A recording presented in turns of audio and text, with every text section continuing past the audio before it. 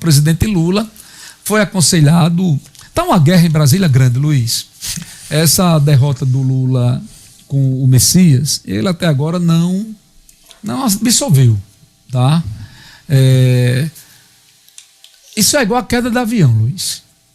Quando o avião cai, não foi só um erro que aconteceu, foram vários.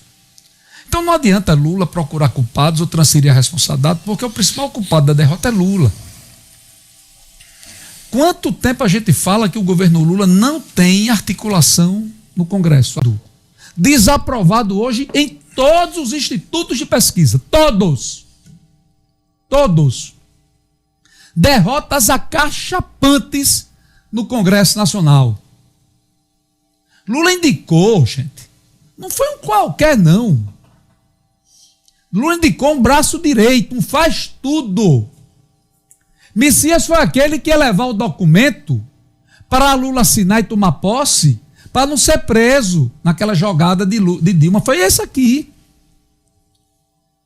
Era um cara de extrema confiança de Lula.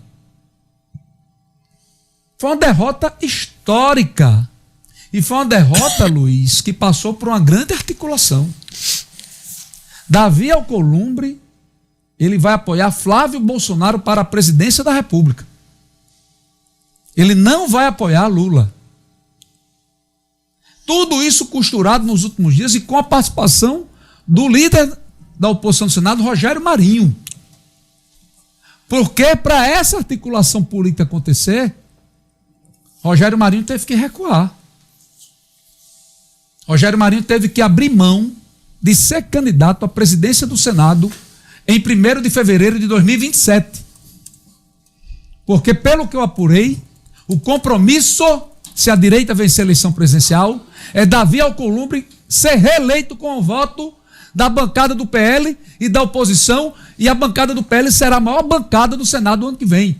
Se fala em eleições de 25 senadores, só do PL ou talvez mais.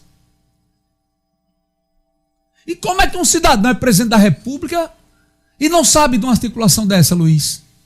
Como é que um cidadão é presidente da República e não tem poder de barrar uma articulação dessa? Por quê? É porque Inês é morta. Lula não tem mais credibilidade na classe política. Agora vazam conversas de Lula chamando palavrões com aliados, filhos da P, dizendo com vários. O Messias foi tão vexatório que nem para a AGU vai voltar mais. Se fala agora que vai ser ministro da Justiça. Porque o coitado do rapaz foi humilhado em praça pública. Foi tratado como um ninguém. Vexatório. E sabe qual foi um dos motivos da derrota do Messias? E sabe quem participou da derrota do Messias? Flávio Dino. Ministro da Justiça do governo Lula, indicado ao STF para o governo Lula. Você sabe por quê? Porque Jorge Messias ganhou o apoio de André Mendonça público. Porque é evangélico, porque é amigo, e André Mendonça deu uma entrevista dizendo que ele seria um excelente ministro. E aí, vejam só, o que é que se comenta em Brasília? A ala de Alexandre de Moraes perderia a maioria no STF. Isso aí. A ala de André Mendonça passaria a ter maioria. Porque a ala, eles, né? É uma guerra política dentro de uma corte jurídica, que o que deveria importar seria o direito. Constituição. Seria a Constituição, seria a razão. Mas não. A corte virou um puxadinho. Tem hora que são quem comanda e tem hora que é puxadinho. E aí a ala seria composta com Jorge Messias, André Mendonça e Luiz Fux, Nunes Marques, e dependendo da votação teria hoje o presidente, Fachin, ou até mesmo o Cristiano Zanin. Veja que loucura virou esse país, cara. Pois é. Aí Lula tá puto, chateado, fazendo biquinho, chamando o aliado tal de filha da puta, chamando o outro de corno, outro de... até palavras homofóbicas que não deveria ser, porque ele é um cara que... ele repugna. né? E tem um aspecto importante que é lembrar da questão da CPMI do Banco Master, que não vai sair. Não, e a melhor notícia disso, a trágica mesmo, foi dizer que Fátima pode ser a próxima indicada de Lula para ser o STF. Essa deve ser uma brincadeira de mau gosto, né? Minha solidariedade a Fátima.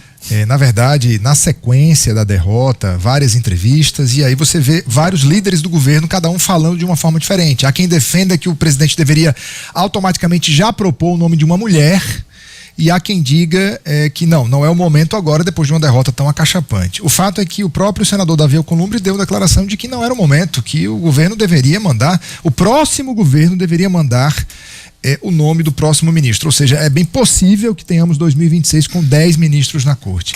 Eu queria destacar, além de tudo que o BG falou, e o Brasil realmente não é para amadores, o acordão que a oposição e a situação fizeram em torno do CPI do Banco Master. É óbvio que está entre o top 5 ali de desejos maravilhosos por parte do presidente do Congresso Nacional que a CPMI não seja instalada, é fato. E essa CPMI, ao não ser instalada, ela tem, de um lado, a liderança de Jacques Wagner, que seria talvez um dos grandes prejudicados, ele que é candidato à reeleição lá na Bahia. E do outro lado, estou falando agora da esquerda, e do outro lado, Davi Alcolumbre no Centrão, e quem sabe até alguns outros políticos ali da esfera também dos candidatos de direita. Me refiro aqui mais especificamente ao Partido Liberal, ao PP de Ciro Nogueira. Então, o Brasil não é para amadores. Lamentavelmente, a gente assistiu, de um lado, a gente assistiu uma derrota acachapante, no sentido de que não há maioria por parte do governo, mas do outro, você viu ali o acordemos de todos. Alexandre de Moraes, que é brother de Davi Alcolumbre, brigando pelos seus próprios interesses. Lembrar que Alexandre de Moraes é o próximo presidente do Supremo Tribunal Federal em 2027. O mesmo Alexandre de Moraes que disse que o inquérito das fake news não vai se encerrar até quando ele for presidente. Eu vi um comentário... Gilmar Mendes falou, né? Não, na verdade, não, mas Alexandre já tinha dado a declaração, que tudo leva a crer que a defesa é que esse inquérito então, maluco Gilmar corroborou também. Então, no final das contas, BG, a gente vê aí a direita, a esquerda, todos muito arrumadinhos para a não realização da CPMI. Não que isso mudasse alguma coisa, gente, porque do ponto de vista eleitoral poderia até mudar. Mas só para vocês entenderem como o Brasil não é para amadores. Na Bahia, há um certo acordemos entre a ACM Neto e o atual governador, para que esse assunto não venha público. Por quê? Porque ele desinteressa a ambos os lados. O Brasil não é para amadores. Tem um anônimo aqui, a Marlia Almeida, acho que é isso, né? É um anônimo, eu acredito que não seja uma mulher, mas tem nome de mulher, dizendo que esses comentaristas dessa bancada são mesmo os imbecis. As análises são muito fracas. Obrigado, amiga. Você ainda dá cabimento aí. Vamos lembrar